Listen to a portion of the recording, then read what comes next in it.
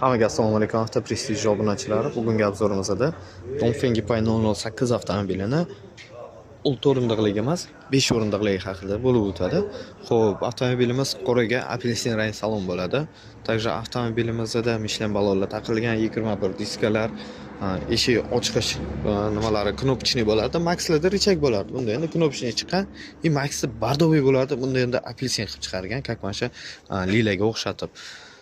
Также avtomobilimizning ichki salon qismiga keladigan bo'lsak, o'sha ultra pozitsiyalarda bor o'sha monitor, ikkitadan panorama tom hamda orqa 3 o'rindiq, 3 ta odam, o'zini podlokotniki bo'ladi, hamda o'zini atamankasi ham полный ko'tariladigan atamanka bo'ladi.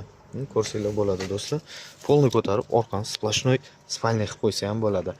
Nargi o'rindiqni ham atamankasi xuddi shunaqa ko'tariladi. Также o'zini холодильника и также klimat kontrol orqadan boshqariladi. Холодильник ham isitib, ham sovutib ham beradi. И o'zini USB portlari ham bor. Также avtomobilimizda bagaj qismiga уже anchagina e'tibor beradigan bo'lsak, anchagina joy ochilgan уже. Mana shu 6 o'rindiqliga qaraganda уже 5 o'rindiqlik. Chunki orqani olib tashaganning hisobiga hozir bu yerda endi bagaj ham juda keng.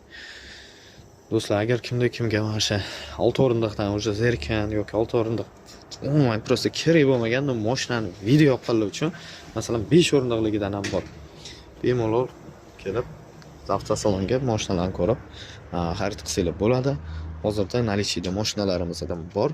1 yil garantiya, rusifikatsiya, zaryadchik poliklari bilan taqdim qiladi. Do'stlar, shoshilinglar. Agar ushbu avtomobil kimga qiziq bo'lsa, bemalol pastdagi raqamlarga aloqaga chiqaverasizlar.